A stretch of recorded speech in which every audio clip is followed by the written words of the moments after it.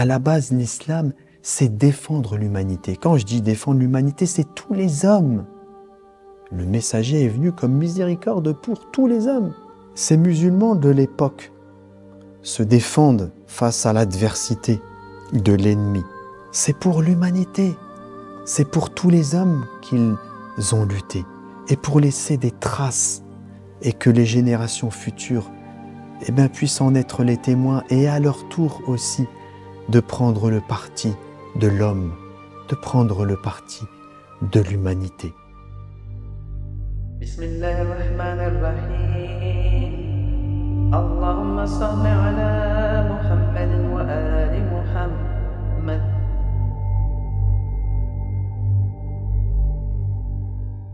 Je cherche refuge en Dieu contre Satan le lapidé et au nom de Dieu, Ar-Rahman, le clément, la louange à Dieu, Seigneur des mondes, et la prière, salat, sur le messager de Dieu et sa sainte famille, les Ahl al-Bayt, les Asbat, les gens de la demeure prophétique, et sur l'ensemble des prophètes, des envoyés, des messagers et de leurs héritiers respectifs. Et que la paix soit sur vous tous, mes chers frères et sœurs.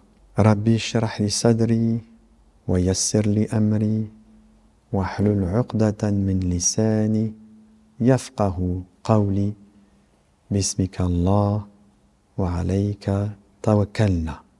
Mes chers frères et sœurs, plaisir de vous retrouver cœur de ce mois béni. Alors, j'ai pris pour habitude de dire le jour où nous filmons, la date du jour où nous filmons, nous sommes le 16e jour du mois de Ramadan.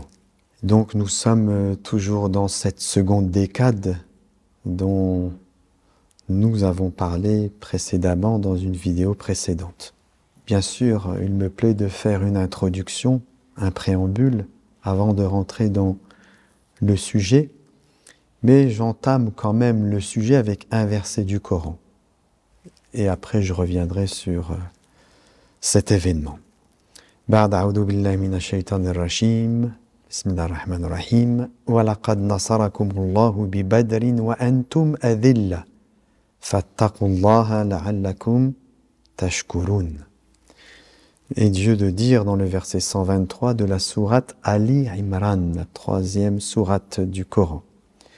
Dieu vous a donné la victoire à Badr alors que vous étiez humiliés. Craignez Dieu, ou craignez donc Dieu, afin que vous soyez reconnaissants. Oui, soyez reconnaissants. Mes chers frères et sœurs, subhanallah, gloire à Dieu, il est un Dieu vivant. Comment vivre Dieu? Parce que adorer Dieu vivant, c'est une parole sur la langue, mais c'est pas assez qu'elle soit une parole sur la langue. Nous avons besoin que Dieu prenne vie en nous, qu'il nous anime, pour que nous soyons guidés, gouvernés par la divinité, par le Dieu unique, et pas gouvernés par nos passions, par notre âme, par ce que nous suscite notre raisonnement. C'est Dieu qui doit être notre maître, c'est Dieu qui est notre berger. Mais est-ce que dans ma vie, c'est une question que je me pose à moi-même tout d'abord, puisqu'on est tous concernés, et puis à nos frères et nos sœurs de la famille, et puis nos frères et nos sœurs qui nous suivent, et est-ce que je suis fidèle au commandement de Dieu? Et comment faire pour être celui qui est véritablement guidé par Dieu? Toutes les heures que Dieu fait, toutes les minutes, toutes les secondes que Dieu fait dans sa vie, pour pas parler de jours et d'années, parce que ça se passe à un niveau dans l'instant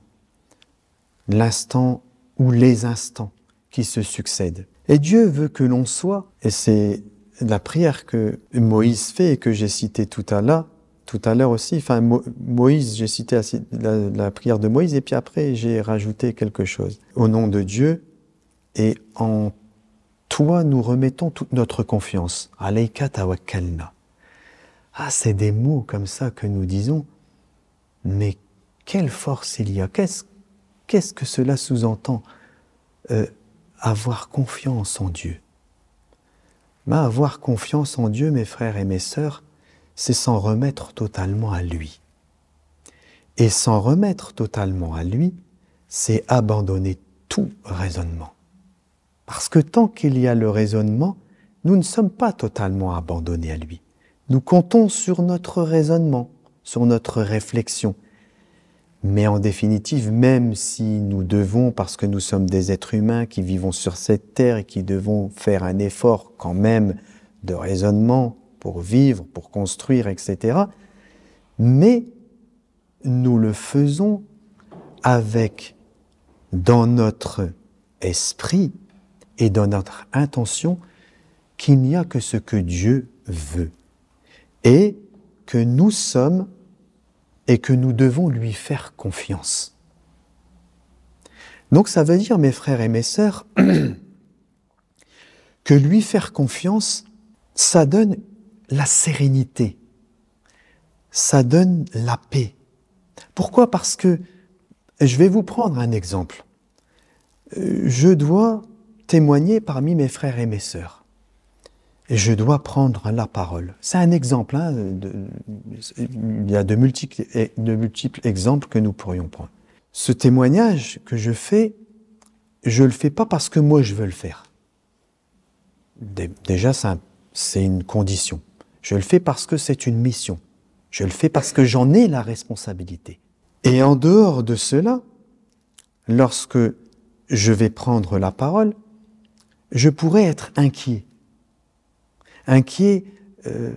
Comment je vais pouvoir utiliser mon raisonnement pour pouvoir véhiculer l'idée ou le message que je veux transmettre. Et donc ceci crée un petit conflit en moi, une petite crainte, quelque chose qui vient perturber en fait l'état de la paix et de la sérénité. Alors que je dois me dire « Alayka tawakkalna » et en toi, je m'en remets.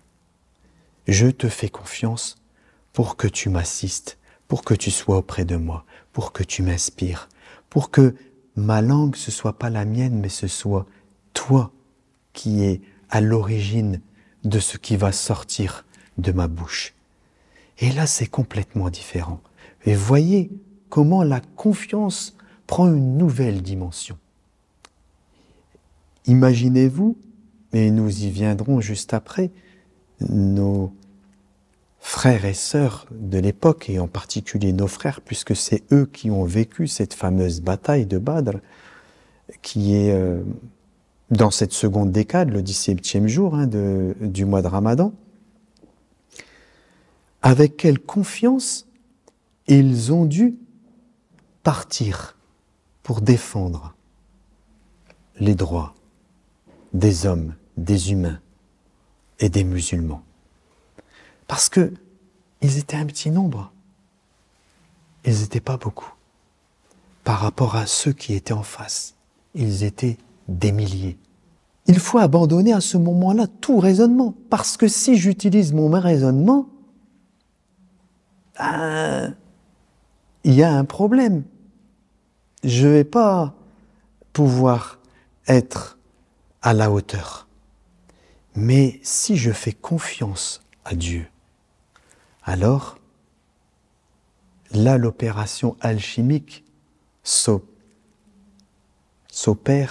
c'est un pléonasme mais c'est pas grave, parce que Dieu est celui qui assiste ses serviteurs et ses croyants. Et c'est pour ça qu'à cette fameuse bataille de Badr, il a assisté les croyants avec sa sakina, donc la paix intérieure, et il les a assistés aussi de ses anges. Mes frères et mes sœurs, nous avons un devoir envers Dieu et nous devons renouveler notre engagement envers Dieu à chaque instant. Et renouveler cet engagement, si le messager de Dieu était là, renouveler son engagement à Dieu, c'est renouveler son engagement envers le messager de Dieu. Et si je l'ai fait envers le messager de Dieu, je l'ai fait envers Dieu. Pour nous aujourd'hui, qui sommes dans une période où il n'y a pas de prophète, où il n'y a apparemment pas d'imam, apparemment, mais que nous sommes dans la période de la réapparition du 12e héritier de la maison de la prophétie. Et dans cette période, avec ce 12e héritier de la maison de la prophétie, renouveler notre engagement envers Dieu, c'est renouveler notre engagement envers l'imam al-Mahdi. Ajjalallahu farajahu sharif. Allahumma salli ala Muhammad wa ali Muhammad. Et nous le faisons, et c'est pour ça que je vais revenir sur quelques petites paroles que nous disons lorsque nous faisons cette fameuse invocation de l'engagement. J'ai fait exprès de le prendre ainsi à l'envers sans vous parler de la doua, de vous parler de l'engagement et ensuite de vous parler de la doua. Pour que ensemble, moi avec vous, nous ayons encore plus de conscience, comme Cheikh Abdelkrim l'a fait la dernière fois avec la doua qu'on fait le midi. Parce que ça, c'est notre devoir à nous, les religieux, de rappeler pour que les gens puissent faire et pratiquer avec l'éveil et avec la conscience de ce que représente ce que nous avons entre les mains. Donc, je reviens à cette doua de l'engagement que nous faisons le matin en ce moment. Et bien sûr, c'est une prière qui n'est pas particulière une invocation qui n'est pas particulière au mois de Ramadan. C'est une prière qui est conseillée de faire tous les jours, en définitive. Et donc, à un moment donné, dans cette invocation, nous disons « Allahumma ja'alna min ansari » donc fasse que je sois son assistant, son compagnon, wa a'wani, ceux qui l'aident. Et ça nous fait rappeler l'histoire de Dhul Qarnayn, a'inuni bi quwwa, aidez-moi avec force. Allahumma ja'alni min ansari wa a'wani wa dhabbina anhu, et ceux qui fondent en lui. وَالْمُسَارِعِينَ إِلَيْهِ فِي قَضَاءِ حَوَائِجِ, et celui qui s'empresse d'exécuter ce qu'il demande. Et ceux qui manifestent ses ordres, ou qui matérialisent ses ordres. Et ceux qui se portent garant pour lui, qui sont, je dis se portent garant parce que muhami en arabe ça veut dire l'avocat. Donc ceux qui se portent garant pour lui.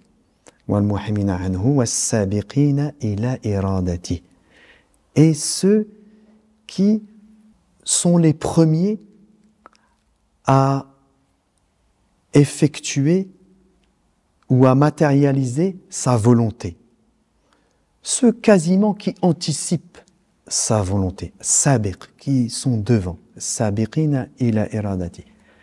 Wal mustashhadina bayna yaday, et ceux qui tomberont en martyrs à ses côtés. C'est une prière que nous faisons, dont nous devons avoir une conscience et un éveil dans notre vie de cette prière, parce qu'elle est la prière qui est notre vie. Nous sommes et nous devons être les compagnons, les serviteurs de l'héritier, du 12e héritier de la maison de la prophétie. Parce qu'il est celui que Dieu a choisi. Et avec lui, il a choisi des hommes et des femmes pour l'accompagner. Ça, c'est une prière. Ça, c'est avoir la confiance. Et ça, c'est avoir l'éveil de cet engagement que nous avons vis-à-vis de Dieu.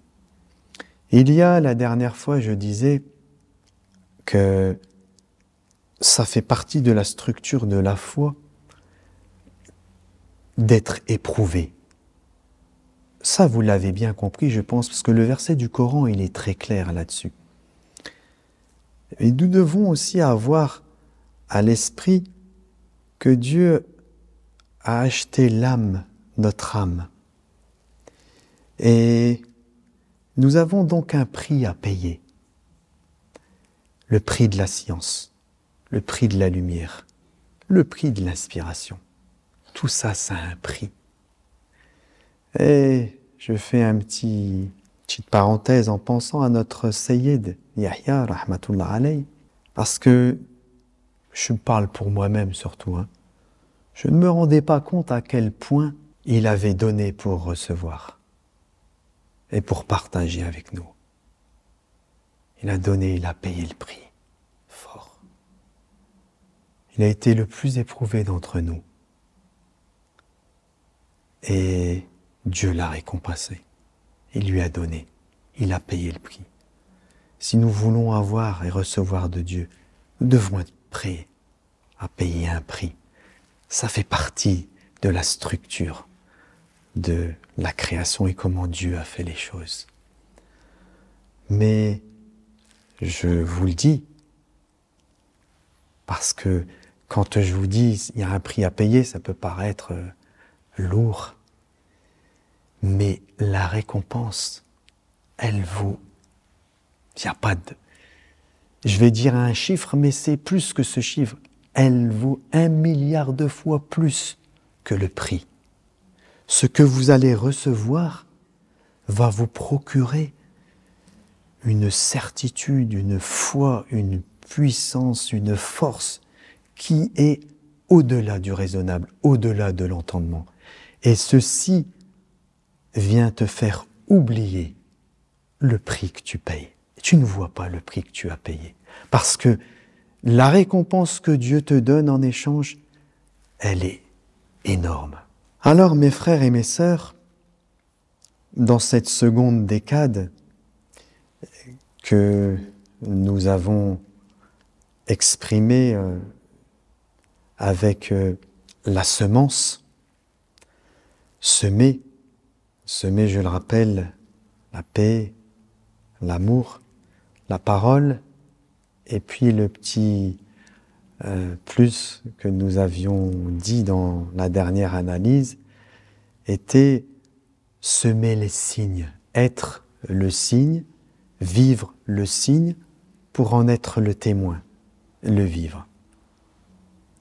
Et ça, c'est la particularité de cette seconde décade. Mais Dieu, et j'en ai parlé juste avant, il a mis un événement dans cette seconde décade.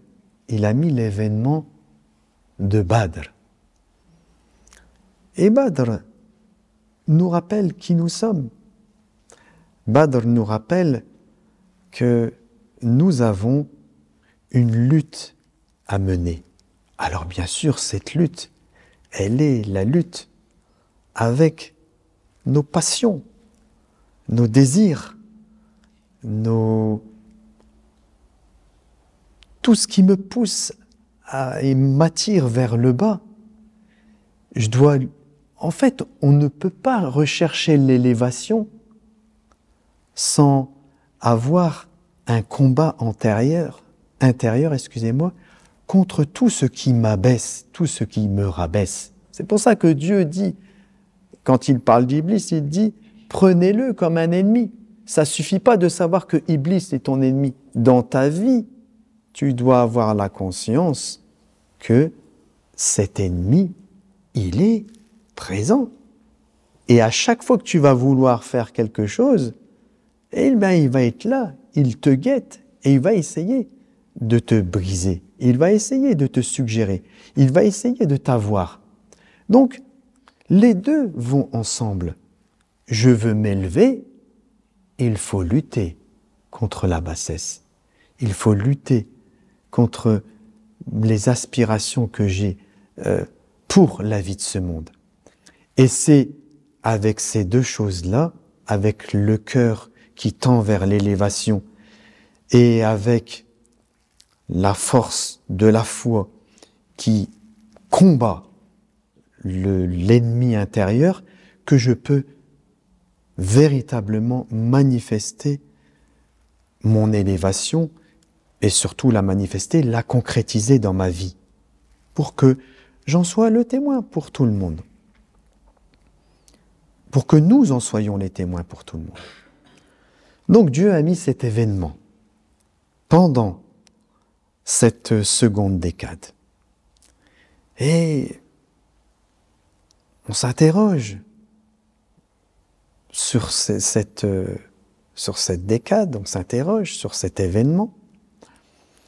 Et je vous avais dit, nous avions ensemble, lorsque nous avons développé la première décade, qu'il y avait 3 vêtements. Le vêtement qui vient protéger notre intimité, donc c'est Dieu qui en parle dans le Coran. Ensuite, Dieu parle de riche, les plumes, et ensuite il parle de libas at-taqwa. Sainte. Il parle du vêtement de l'éveil. C'est traduit généralement la piété, mais la piété c'est l'éveil. On a vu que la première décade c'était la protection. C'était le premier vêtement qui vient nous protéger. On l'a vu avec le pardon, avec continuer la purification de l'âme qui nous renforçait, nous protégeait. Et la seconde, ce sont les plumes. Et les plumes, elles revêtissent les ailes de qui? Des anges. Et les anges, ce sont ces anges qui ont assisté les musulmans de l'époque qui étaient dans cette bataille de Badr. Donc Dieu, si nous semons la parole, si nous semons l'amour, si nous semons la paix, si nous semons les versets, Dieu vient nous recouvrir du vêtement de plumes pour que nous puissions, alors bien sûr, qu'est-ce qu'on peut faire avec un vêtement de plumes? Les oiseaux qui sont revêtus de plumes et qui ont des ailes, ils volent.